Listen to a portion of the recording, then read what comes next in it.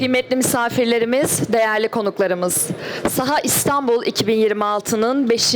ve son gününden sizleri saygıyla selamlıyorum. Distinguished guests and participants, welcome to the fifth and last day of Saha 2026. The topic of our panel is cyber warfare, electronic warfare and hybrid threats, the new frontiers of modern security. I'm hereby inviting the head of Department of Cybersecurity and IT Systems, Secretary of Defense Industry, Mr. Murat Çizgel. And now I'm inviting our distinguished panelists. Chairman of the Board, Information Security Association, Professor Dr. Mustafa Alkan. Havelsan, Director of Information and Communication Technologies, RD and Engineering, Mr. Serkan Gümrükçoğlu. And our next panelist, the founder of Labris Technologies, Mr. Oğuz Yılmaz. Welcome. Now I let the stage to our distinguished panelists.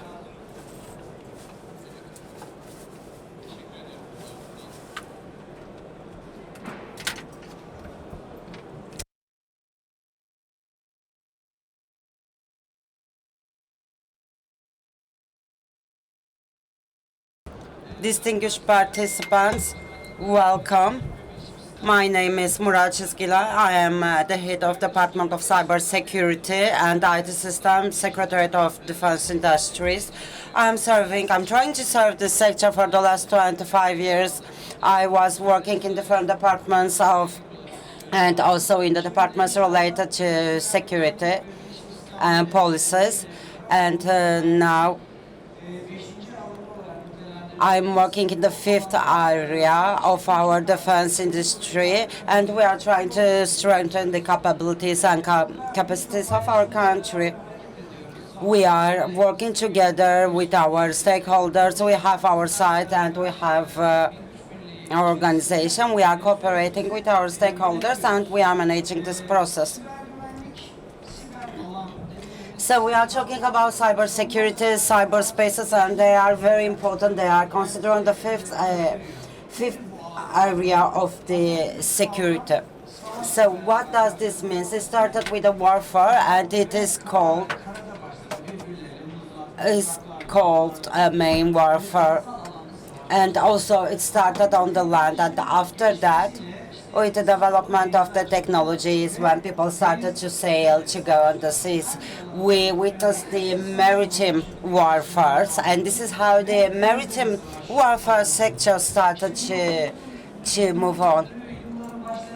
At the beginning of the century, the humanity started to dive into the skies, and also when this was a feasible side, the warfare has extended its wings up to the sky. And after that, and especially starting with 2025, the space has become a new space for the warfare.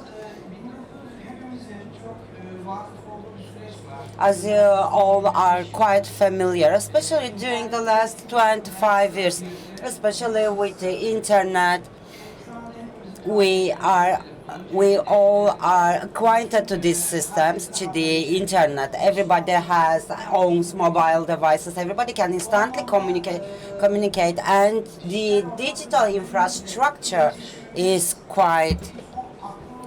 quite accelerated. And I'm pretty much sure that none of us would even imagine, like 30 years before, how would be our future. So it's very easy to communicate. And when we are thinking of 8 billion of people, indeed, the entire humanity can instantly communicate to each other. So during these times in our communication system department, our capabilities and our skills of establishing communication and connection with others has become even more important. And as I was saying, When we are looking like thousands of years before, we can see that if we have a civilization, a humanity structure that is established, that is set, unfortunately, into a certain area, we can say that there starts the warfare. The humankind starts the warfare. And we are saying that the defense and industry may be developed through our own developments, our own weapons, machinery. And today we have thousands of companies. You can see the booths, the stands of the company. We have more than 80% local companies. We can see thousands and thousands of products. So what I am trying to say is that if we succeed, if we achieve to do that much in the defense industry, also into IT industry and departments, we need to do better. We are talking about cyberspace, cyber warfare, and cyber security, and I think that under the heading of information technologies, we need to be more powerful. We need to come up with our own unique solution, and also we need to be able to protect our own data and information and knowledge. When we are looking at the unfortunately current warfares, we are closely following up everything thanks to information technologies. We have the Iran war, and we are able to witness this war very closely because of those technologies. And we, as a nation, and the entire world, witnesses the developments, the most current developments of this Iran war. So by using the war elements, by using the related assets, for example, the forces of that country, those are very, very important. So the first day of the war was just one day, and it was half of the war, and probably, most probably, the rest of the war is going to last even longer, like 1 year. So when we are looking at the old war cultures, we can see a president of a country, and if you can make them ineffective, you can actually win that war. So it's like a chess play. During the first day, just one single day, no technologies, just a single technology, the IT technologies. When we are looking at all the products within the IT, when they are developing their own products, the cyber security is very important. And a very powerful actor, a very powerful figure was therefore shut down within a single day. And this is in a very, very large context, thanks to IT. And maybe the remaining days of the war will be extended like to 1 year, 2 years, and maybe there will be thousands or hundreds of missiles that are going to be drove into that land. But also during this process, when they are firing the missiles, how are those missiles fired? They are fired based on a digital infrastructure. If you have like hundreds of missile artillery, you are not going to deploy your artillery based on random decision. You are going to do everything based on digital systems, on IT systems. If you want to spot the most accurate striking position, you need to use an IT system. So again, in the environment in which armed forces are deployed, the component that is going to strengthen you, to give you the boost in terms of artillery and in terms of those forces, is IT. So therefore, cyber security issue is a national issue, and the presidency of national defense is paying attention to that, and from now on, you will see that under our presidency, within the scope of cybersecurity, the capabilities of Turkey are going to be strengthened, and therefore the national solutions are very important, and we are all committed to achieve our duties. And I hope, I don't want to talk too much. We have very valuable and important guests here. You know, Professor Mustafa Alkan, distinguished Alkan is a very public figure, and for very long years he's saying that the cyber security is essential and critical for the defense industry, and he's inviting everybody to do investment. He's also trying to create awareness within this area. Welcome again, distinguished professor. So instead of pointing out a direct question to you, I want to touch a little bit upon the hybrid warfare. We are talking about armed forces, about IT infrastructure, about cybersecurity, and the disinformation processes of the security. So we know that all those elements are critical for the management of the warfares in the modern days. So please, can you tell us a little bit about the significance of that and about your recommendations in terms of what kind of investments do you need the Turkey as a country to do in that area? Hello, thank you very much. Good morning to all of you. As our president briefly and very nicely put it out, we as Information Security Association have been, we were operating more than 20 years. So during this week, we have been witnessing in here the infrastructure of defense industry, and for a very long time, the humanity, when it comes to the warfare, to the weapons, the humanity did indeed huge investment, and they came a very long way ahead. So what we are telling to the nations in our days, we are talking about cyber world, cyber security, and cyber warfare. And the more important thing is how we can reach and access those cyber security, cyber human resources, cyber sites, and how better are we indeed able to defend our own assets. We are seeing a lot of weapons, but we do not know when to use them, how to use them, and when there is going to be a warfare. For example, in Turkey, for Turkey, we are still, we don't know if there is going to be another war. Since the last 100 years, we are waiting that.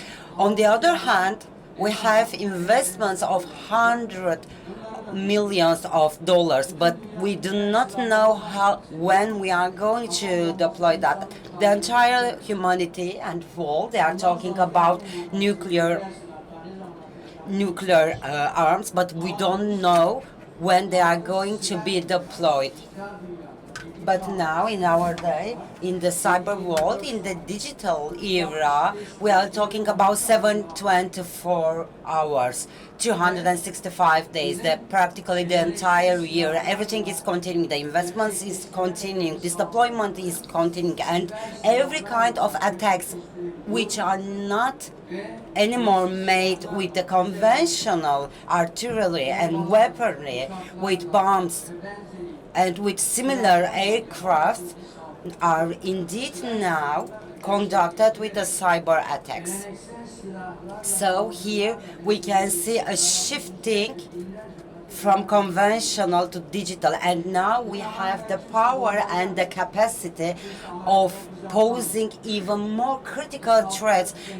Now, in our days, nobody is attacking USA, right? Because they have very, very well-equipped forces, but with a single attack, with a single cyber attack, all the critical assets are breakdown, are shut down, and in a single day, we can talk about the trades reaching up to billions of dollars. So when we are talking about the cyber warfare, we are talking about technology warfare, we are talking about cyber attacks to the critical structure. Intelligence attacks, are they in here? Of course they are in here, and they are continuously in here, permanently here. But on the other hand, without making such huge investments, with a single human and with a single PC, with a single laptop, there is no way for us to project the range of threats that can be posed.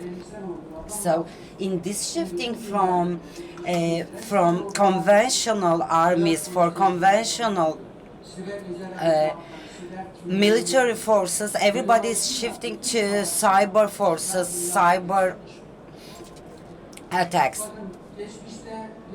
In the past, whenever a country or an institution was subjected to a cyber attack, they were considered like a betrayal. But back in 2019, Obama publicly disclosed that the United States of America has indeed the capacity to take preventive actions and measures against every kind of attack. So we have preventive against, we have ballistic missiles, even against the atomic and nuclear attacks. But the single thing that we as United States of America are not yet able to protect ourselves is the cyber attacks. So those were indeed the very words of the President of United States of America. And if you recall, after that speech, Obama disclosed that he posted instructions for the development and improvement of the critical infrastructure related to the cyber military services. And the second disclosure came from one of the most famous hackers of the world, for distinguished, let's say, Richard Clark. What did Richard disclose?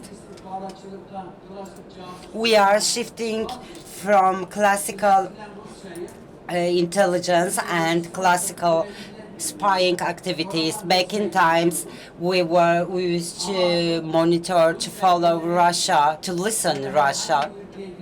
But nowadays, if you want to listen a country, you don't need any more agents on site. We don't need listening towers. We don't need conventional spying activities. We are just sitting before of a laptop and we are able to listen to the entire world. So the classical intelligence era is no more valid. We are not performing anymore the classical intelligence or spying activities. We are collecting the intelligence through digital technologies. What this translates into? This translates into the ending of the classical intelligence, spying, data collection era and starting of cyber technology, cyber intelligence, etc. At the end of the day, we as Turkey are always ranked in the first 5 countries who are always hacked. If you remember, all of our institutions, all of our data are constantly hacked or subjected to cyber attacks. All the data of our 84 millions of citizens have been collected and they are sold against, I don't know, less significant amounts like $50 or $100. So if you are asking someone who is your neighbor, who is your next door neighbors, you probably won't know. But if you are asking those guys, those cyber attackers, they will know everything about your ID information, your bank account information, and so on. So what I'm trying to explain is that we need to translate, to convert our strategies, policies, investments from conventional warfare for conventional arms to the modern ones. We as Turkey we should also shift into the establishment of the cyber army, cyber police forces, and also we need to have a cyber human power. So as you all know, Iran is fighting with Israel and USA. And what we know about this warfare, we know the missiles that are deployed. You know the Starlink attack. And USA shut down the nuclear facilities of Iran with a single USB. They penetrated and they shut down the entire nuclear facility during one day. And what is this showing? It's showing that if there is a country that you can't attack or shut down with bombs, with missiles, etc., you can do that with technologies. I'm talking about the Starlink attack, and how did Iran respond to that? By deleting from the map the air forces sides of Israel and USA, because Iran said that I will have a cyber security army, and indeed Iran managed to do that. And also, we are not talking about Iran being into a deterrent position. We are talking about the investments made in that. When we are looking also at the North Korea sample, they are doing the same thing, and they are applying deterrent measures.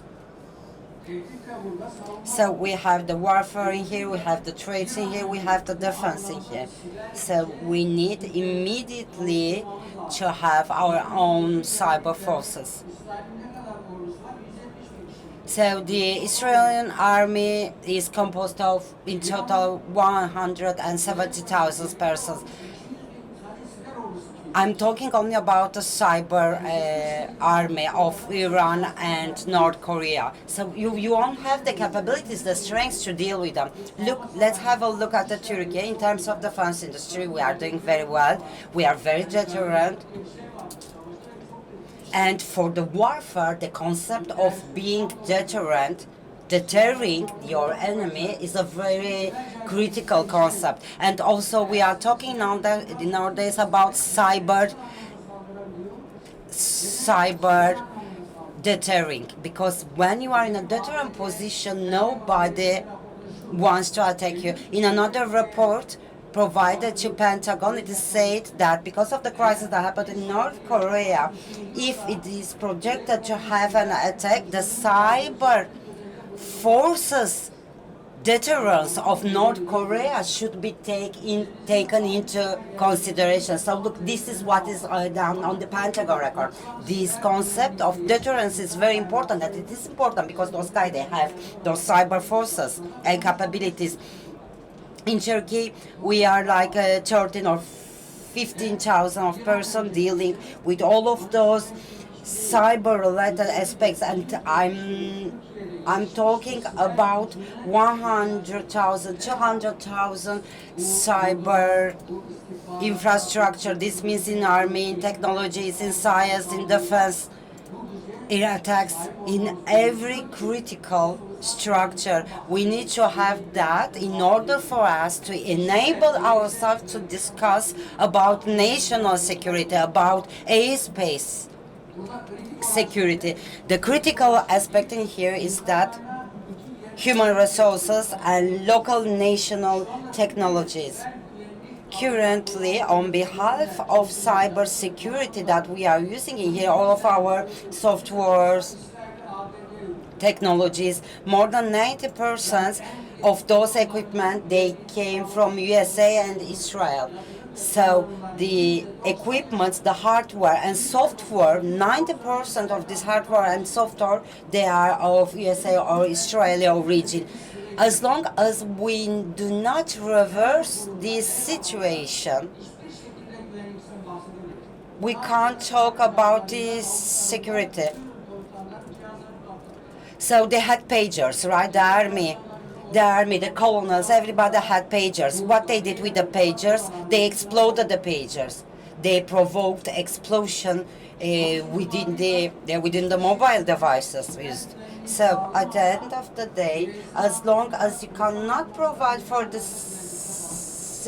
cyber security, you can't, or one cannot talk and discuss the national security concept.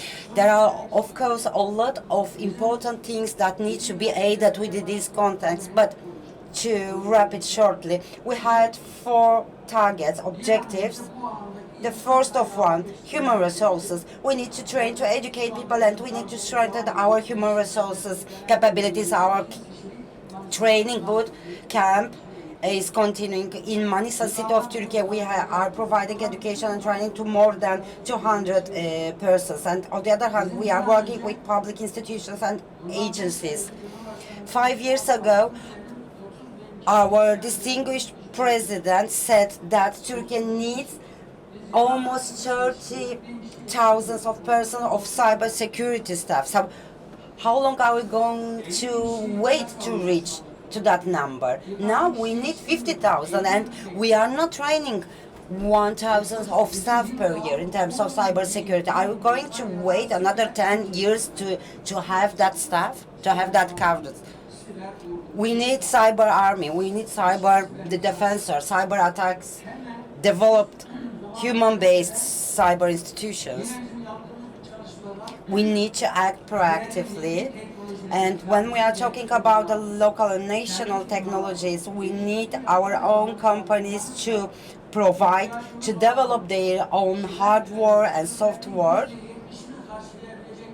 because we have the capabilities to cover for up to 70% of the national technologies. But unfortunately, our national agencies and institutions, they want to stick with the foreign technologies. Even in our most critical institutions, we are using imported technologies, foreign technologies. So as long as a country, in your most important institutions and agency, you are sticking so cyber in order that you want to use the foreign technology, you can't talk about national security concept. So serious, they have been coming up with new regulations and bills, and they have to think about these, and they have to support our national agencies and solutions. We have to develop our national products, and that's how we are going to nationalize our safety. And so in today's world, it's 5,000 years we are in warfare, in defense and attacks and the military. That's how we are going to be able to say this. As a nation, as the state, that's how we can support and provide our security for the future. I think that our business and work is really hard to do. We have a lot to do. Thank you very much for your great speech. It was a really impressive speech. So inshallah, we are going to have an evaluation at the end of the panel. Now we are going to have our second speaker, Mr. Sarkan from Havelsan. Havelsan has been established long ago, many years ago, and it's called Aerospace Electronical Security. So in this sense, we have to do some different cooperation. So in our one of the most important items that are produced by Havelsan. That's what we can say in this sense. In terms of the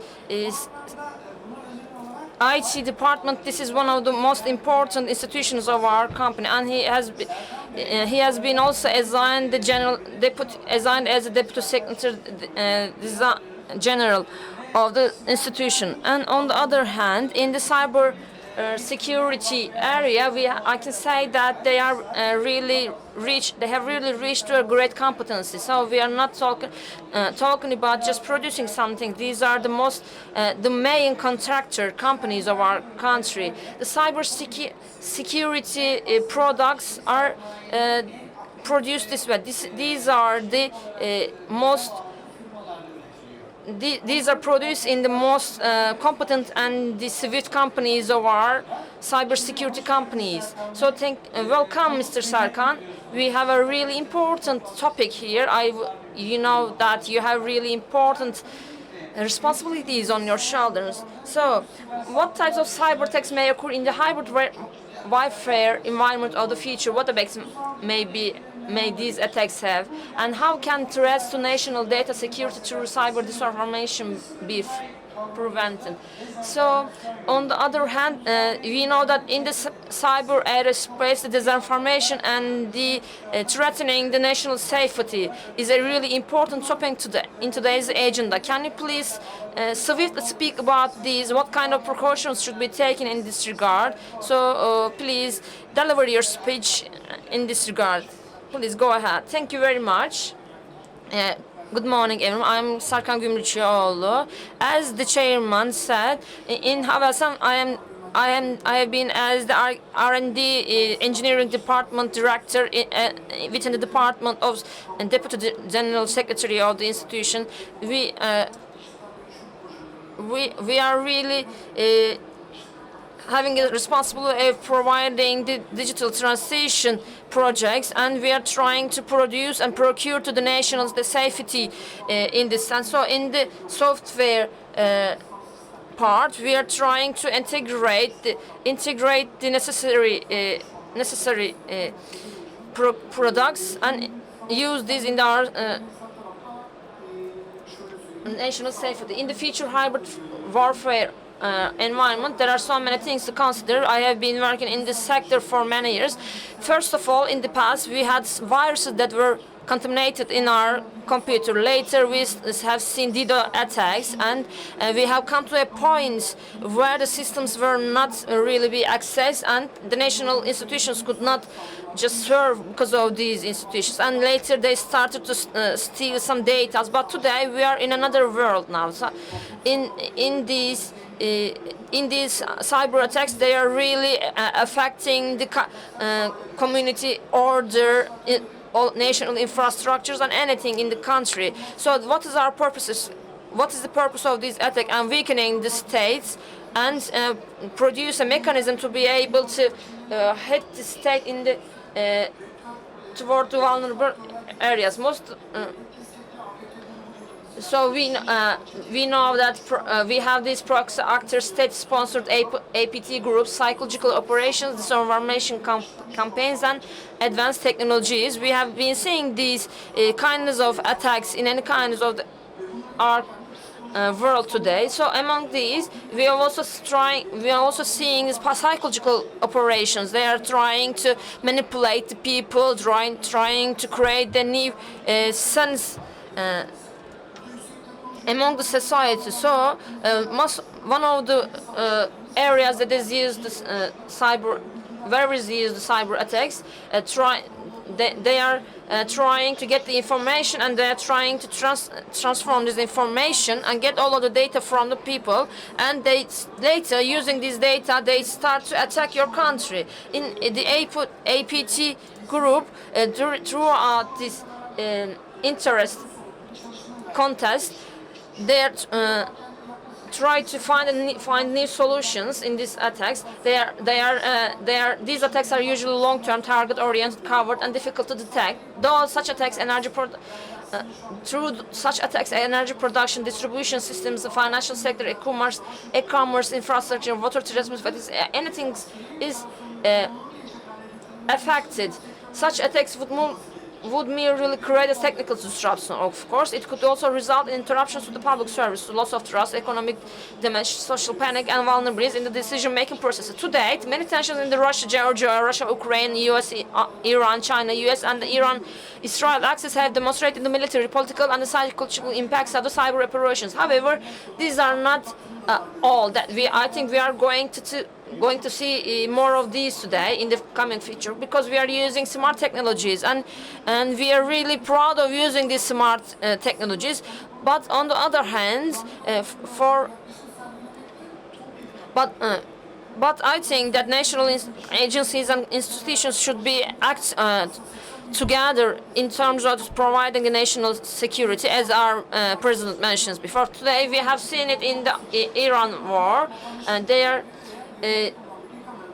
are using a camera used by the public places to have an attack. So this can be any kind of camera that is used in your store or house, any kind of picture posted on the social media. So on the other hand, for instance, we can say that somebody takes a picture on the social media and posts this, and later somebody else comes and uses this place to conduct an attack. They are just point attacks. You are really in a position to detect any positions. So in this sense, we are, for instance, there is a concept of darkening. Israel uses this darkening concept very well. We don't know about this. They don't show us, but they can use this in a kind of places in the country. So we can see any effects of these attacks anywhere. So today, the threats are really in these dimensions is enough or not. I think there is going to be much more than this, because anything that is seen in the fields, in the warfare sites, we can see anything in our house. You see our bills. We really have a huge amount of consumptions. We all have tablets, smart fridges, robots, vacuum cleaners. These are all reasons. There are sensors in these devices. Many kind of the robots have been exploded in the houses. We know that little high school students, they can hack a system. So it is a really interesting topic, and we can say that there is a gap here in the system, and you can even transform this into a smart bomb. So as our professor mentioned before, Israel could be able to explode the devices that are used in the houses. So in the supply chains, all of us, not only the defense industry, of course, our defense industry is really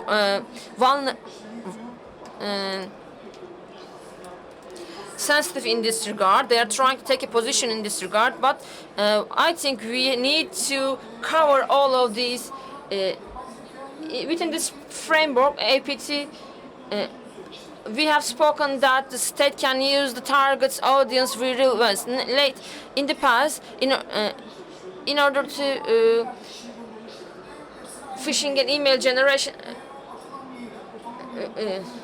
In the past, in order to send a specific email, we had different methods. We just really collected many informations for days, and for instance, and they could gather information through that. For instance, if you had a flight in THY, if you were in the flight, this plane could be attack anyway. So on the other hand, I think that we need to take this IT concept to another level. We have spoken about the camera security and urban security system, of course. We have different structures in this regard. We have been working with Aselsan. We are using the equipments and that they have developed, and we are using the software that we have developed, and we are trying to combine this and provide a national security covering all of the country. So we are trying to keep everything strict in this regard, as our professor said before. In the national level, the military doctrines are really in the middle of require cybersecurity in the middle of everything. So during the works that we are conducting today, we are working in any kind of areas in this regard. We are talking about an unmanned plane, for instance, and on the other hand, we are trying to aid supported warfare software. We are one of the countries that are really good in this regard. So if you don't put the cybersecurity in the fundament of all of these, you cannot have anything. As a company, we are trying to cover all of these issues in this regard. So, in order to use our technologies in a more effective way, we are trying to equip them with the different sensors. So, in an activity, if you don't take these consider the cybersecurity in this regard, you can just put the people that are working for you in danger. So on the other hand, you cannot think everything in a separate and a singular way. You have to have these security approaches in every department of your national security.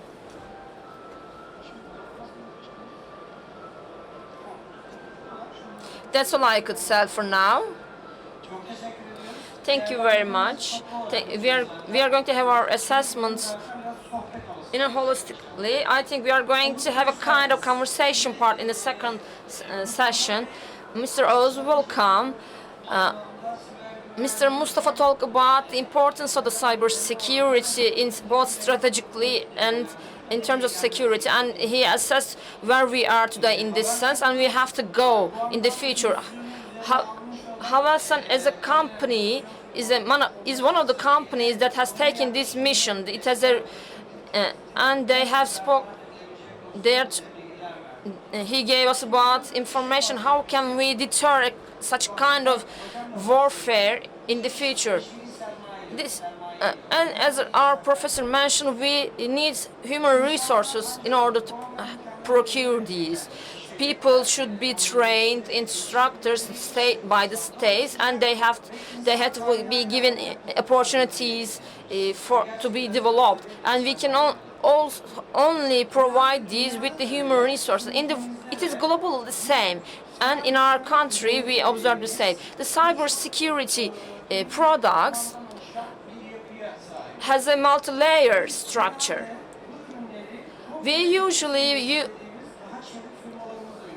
usually conduct that with these strong companies, and Labris is a company which was established back in past, and it was a leading company, and it is still the same. It is really dedicated in this area. It is really agile. So it is. These are the copy companies that are where the human resources are empowered, and these are the backbones of our national security and the national solutions. And it is a company that has served in this sector for years, and it has turned into an agile company. And as such a company, welcome, Mr. Oz. You have been acting in this sector, in this process of nationalization, and of course we cannot ignore the importance of these issues. So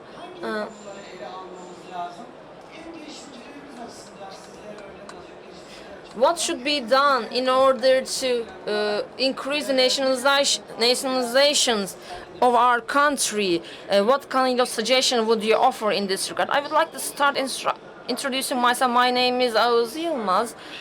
I am one of the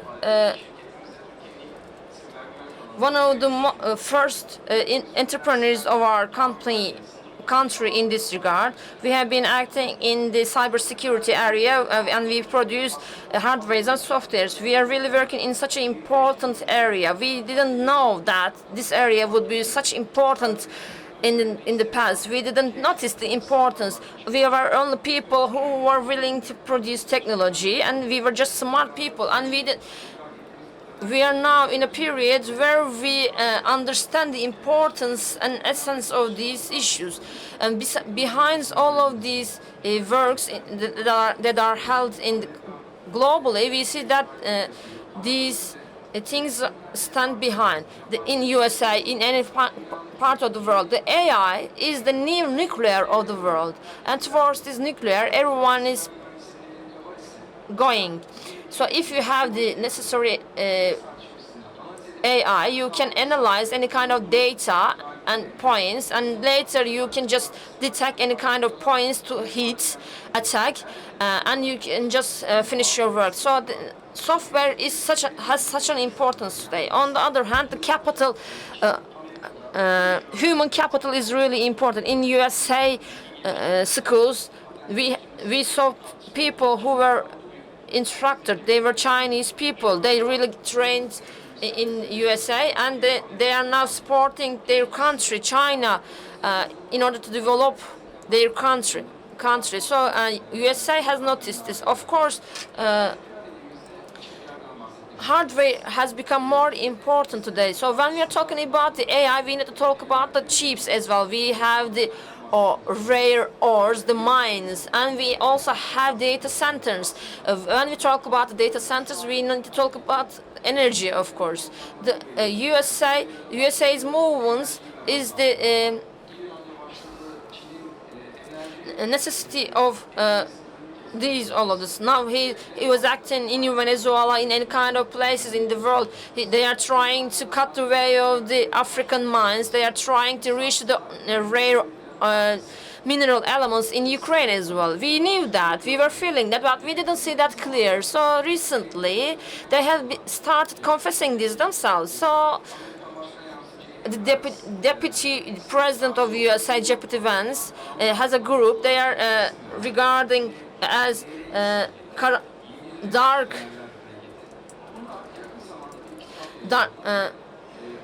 enlightenment movement.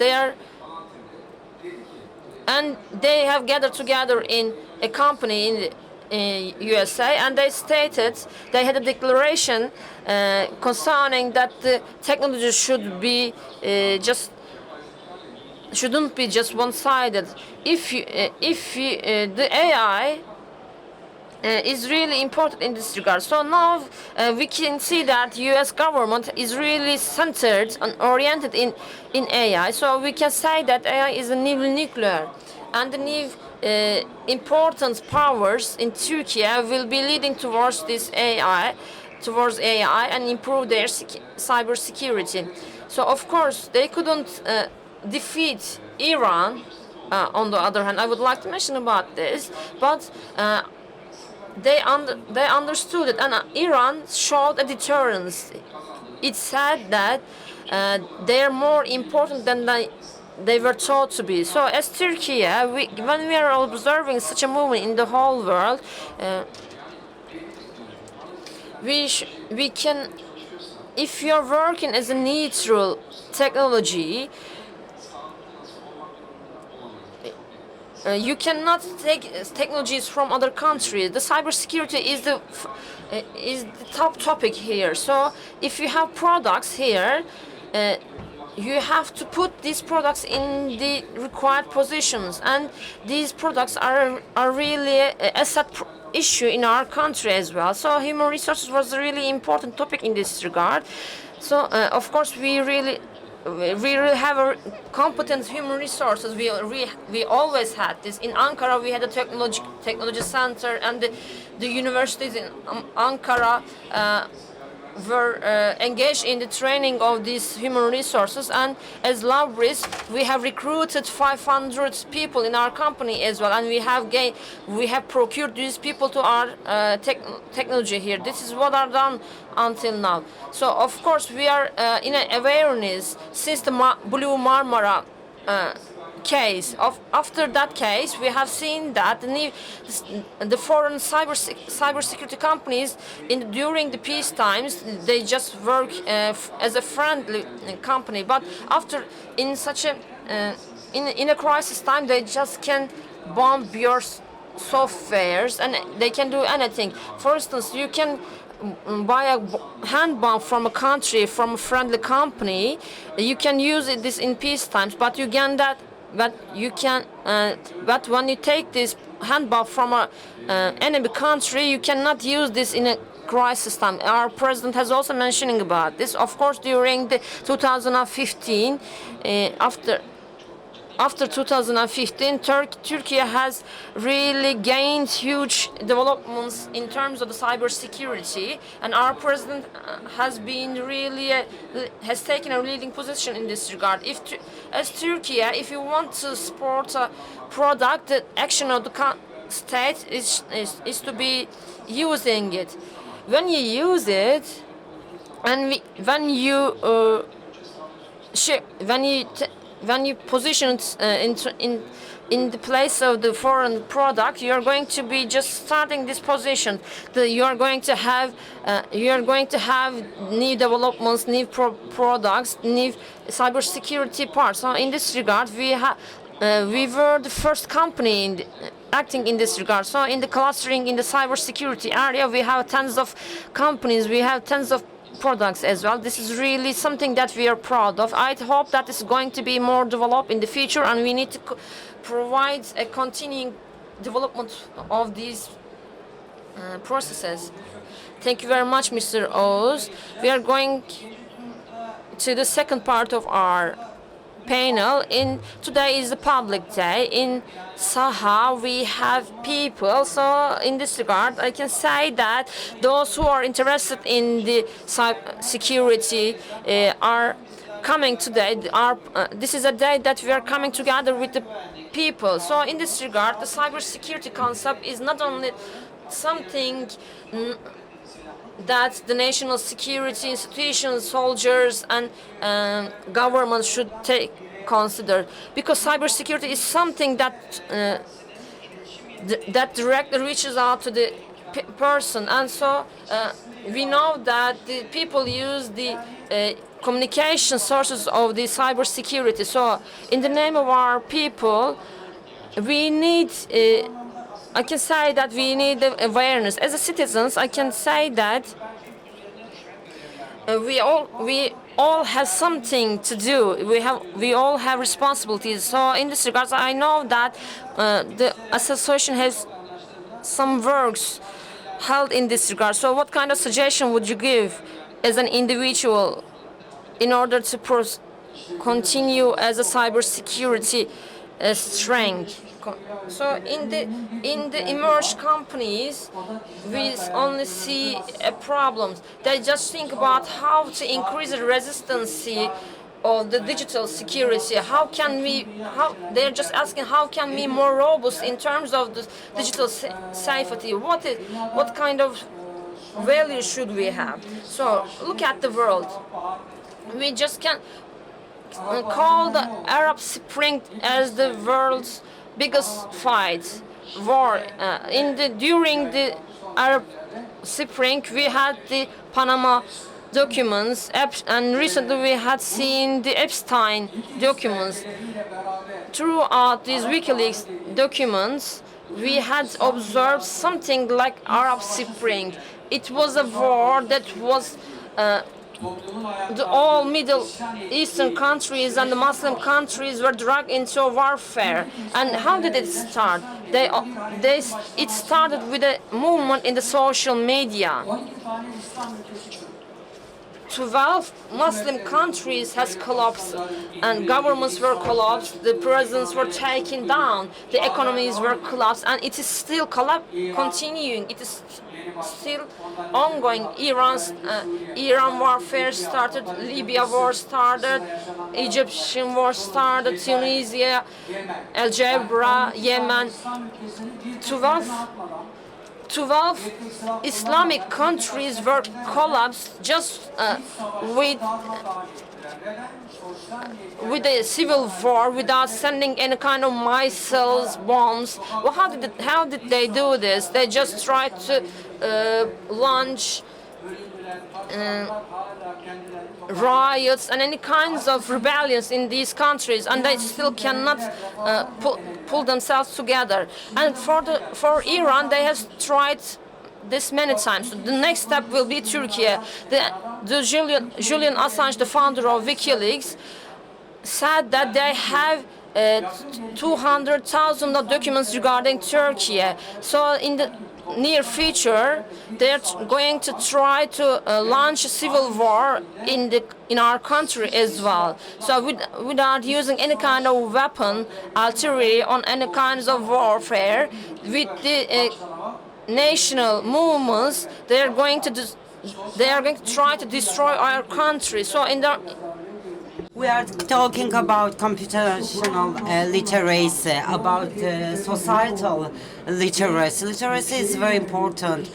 It is also very important to improve our digital resilience, our digital strength. We need to improve our awareness. We need to do that because if something like that happens, we need to be able to stand together and stand up without having the fall of a society, without having civil wars, riots.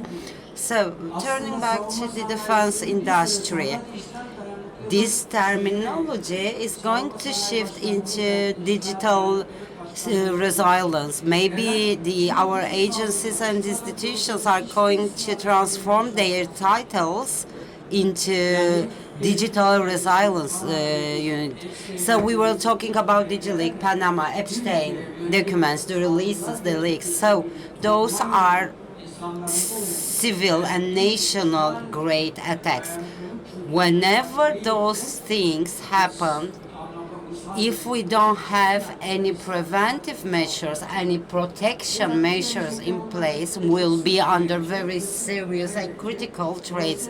So we are going to hear about those things more and more. And right because of that, we need to improve our awareness. We need training. We need to gain literacy in terms of digital world, internet, social media, especially the younger generation. We need to be able to protect our younger because they are our soft spot. They are the spot where we feel vulnerable at most. So we also, as Information Security Association, we undertook the responsibility in terms of digital resilience, and we are working towards this aim.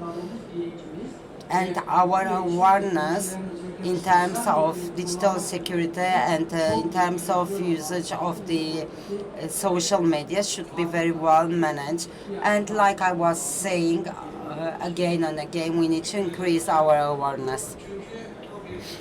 Thank you, Professor. We are talking about a whole warfare, a whole security issue, and we are all responsible of doing that. Thank you very much for your presentations, Mr. Serkan.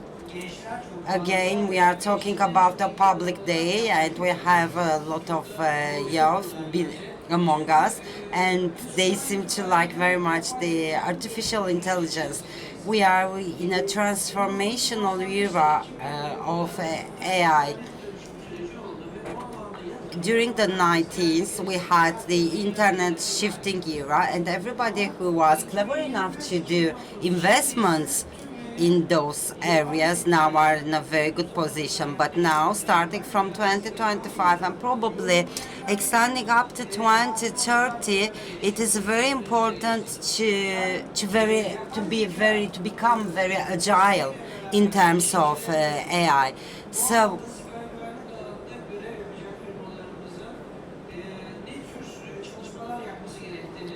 what would be your recommendations in terms of future steps and actions that needs to be undertaken about entrepreneurs? So we have an increasing competitional sphere in here, and if you are not an AI user nowadays, probably you will be dropped out of the game. So data was very important. We used to do data mining back in times I'm referring to 5-10 years ago. So therefore in nowadays the security of the data is very important because of the AI models, in order to, if we want them to develop, and when we are looking at the developmental capabilities, they need to grow more and more.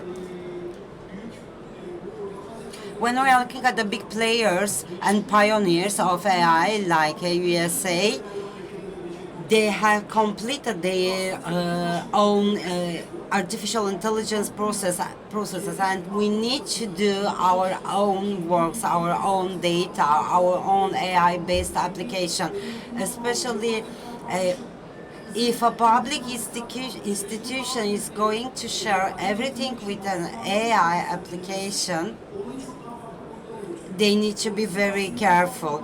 We can't talk about an innocent wills or attempts or actions here. We have different projects and we are working, but when we are looking at a national scale, we need a development Turkish model for the AI. We launched a new product and it is closed circuit, and it has improved and increased security measures.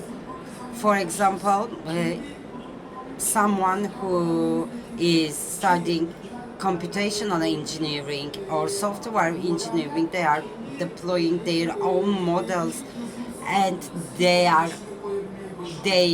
succeed to put their own codes which can be hackable into your own software. Therefore, we need to be very careful.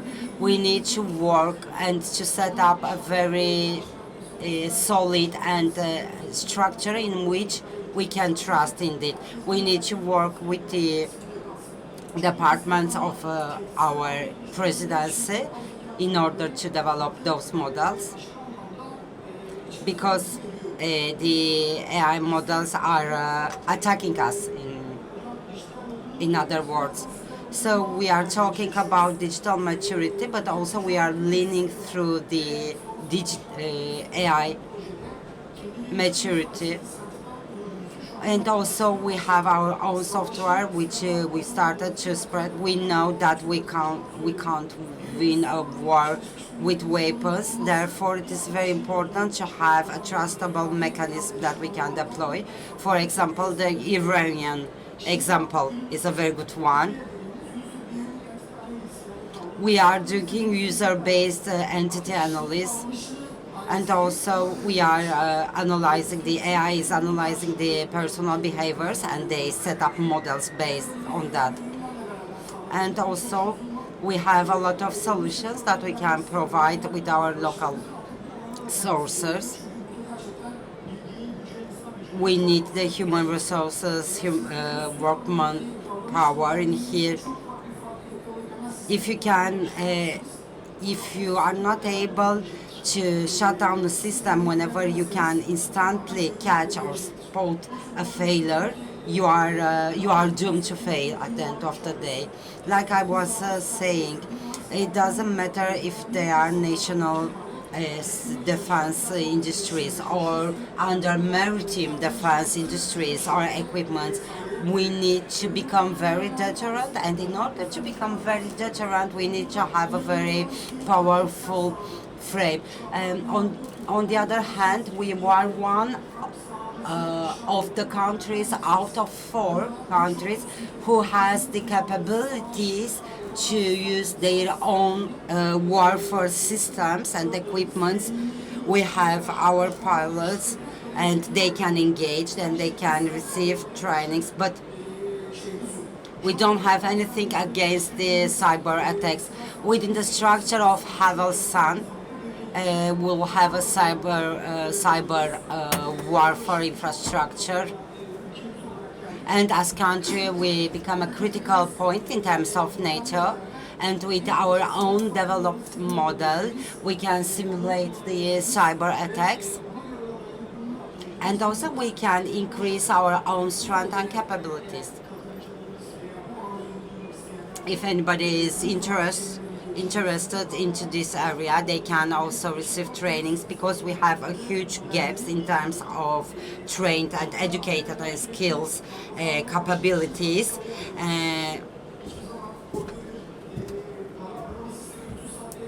For example, whenever there are some money detecting systems, fraudulent systems, everybody day by day, people are developing new systems. So if we want to be able to protect ourselves, to detect the fraud, we need to be up to date and we need skilled and modern human resources.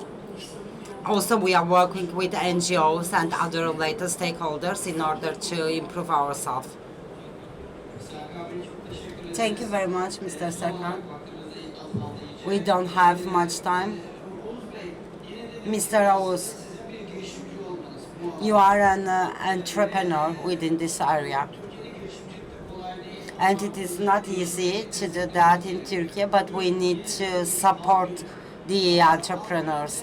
This is a public day today, and the people that we are seeing, our citizens, are in here because they are attracted to those sectors, and probably in the next days, during the next days, the next periods, you will be able to see different future entrepreneurs. So, with your identity as a public company owner and entrepreneur, what would be your suggestions and recommendations for the companies that want to newly penetrate this sector? When we are talking about software, it's a very attractive sector. This is good news and bad news. We have AI. AI. What did AI do to us? It promoted and stimulated the competition. I think that the main condition for an entrepreneur to start working here is the curiosity. You can't succeed in a random sector. If you are interested, if you think that you can develop yourself, it will be more easily for you. If you are a student, for example, if you receive education and out of your curriculum, the things that you are doing out of your curriculum will be very important. If you are not doing extracurricular activities, you will have problems being a good entrepreneur. But if you do research, if you find different projects, if you really work, you can succeed. If you have an objective and if you can achieve that. For example, let's assume that in the software sector, if you publish something on GitHub, this means that you can be successful. Therefore, the most important thing for me and with my company, whenever I'm retaining employees or interns, this is what I am looking at, the extracurricular activities. In our country, we have a lot of training programs and incentives. Please do research, do look into those programs. Look at the things that might appear challenging to you. See if they fit you. Turkey, we can say for Turkey that the Turkish people are entrepreneurs. This won't be wrong. And when we are looking at the cyber security sphere, we need to scale, to upscale. Upscaling is very important. It is also important for the cyber security department because we have a lot of companies. But it is important to know how we can upscale our companies. And it is very important to do the scale up. We need to do a good analysis. We need to think of 5 years ahead or 10 years ahead. Thank you very much, Mr. Oğuz. I won't have any last questions, but we have very distinguished participants. We have our own citizens in here. What would be your takeaway message from this panel?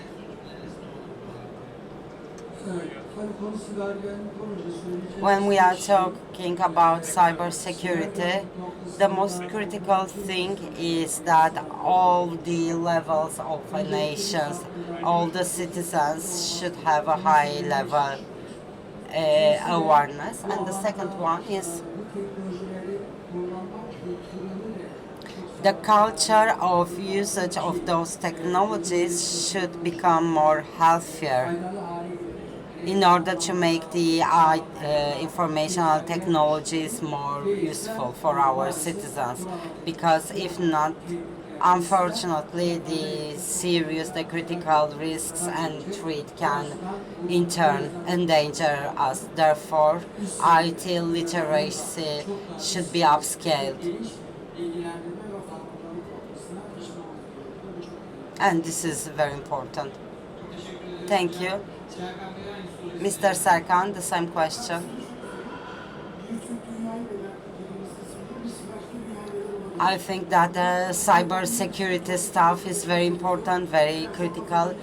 And if we will act relaxed, we'll have a huge gap. We need to have a collective mindset. For example, whenever there is a seismic movement, everybody is just locked on their mobile phones, and we know what to do. So I think again, like my colleague, that we need to improve our information technologies literacy. And Mr. Owos? I will have some short takeaway messages. We need to have users. We have very skilled products in Turkey, and we need to be able to do a better representation. Our public institution, our critical infrastructures, they need to use the local and national products. If there are any barriers in terms of usage of those, we need to come up with new regulations. Also, we want to open abroad. We are doing foreign projects, and during those projects, in terms of cyber security, we want to act hand in hand with our government, because cyber security is a political sphere and it is moving forward. And we can see how the other opponents, everybody saying that technology is biased, therefore we need to have the support of our government. We are talking about foreign investments, but there is a very huge competition, and therefore we need to do a better analysis when we are doing organization. And I think that one of the most critical aspects is to have a position that enables us to catch up with the other competitors. So, by the way, I am a chair of IT, digital and cyber security organizational area. So if among of our participants and listeners today we have anyone interested, I will kindly expand you. So I will provide a short wrap up before closing. Before this panel started, we all together discussed about the criticality of the cyber area. Cyber area includes security, safety, warfare, health, a lot of other subcomponents. And under the leadership of our Excellency, His Distinguished President of Republic of Turkey, we have the initiative of 100% production and manufacturing of the local and national products and technologies. We need to undertake a collective mindset toward those objectives. We have policies established. We have a special presidency of cybersecurity. And also we need our industrial sectors to be supported with the national policies in order to further develop of our capabilities. Also, as the president, the head of Department of Cybersecurity, I'm right here in front of you, and when I started first to work in this area 25 years ago, we had some gaps in terms of English language capabilities, so we need English speaker persons. This English language was a capability that was discussed 25 years ago, and now in 2026 we walked a long way and we further improved ourselves. We accelerated our skills, and we saw that in this nation the things that were imposed to be impossible have indeed been realized. We cannot talking anymore about American or Israeli solutions. We need to talk about the Turkish solutions. We are expecting for our investment. If you do trust in yourself, we are here backing you, supporting you. We'll have a more powerful and straightful defenses with our own cybersecurity capabilities. Thank you very much for listening to me. I want to extend my greetings and thanks to our distinguished moderator and panelists. We have some placards that we are going to forward to them. We have Dr. Sayın Ayhan Türkerkoç, a retired admiral.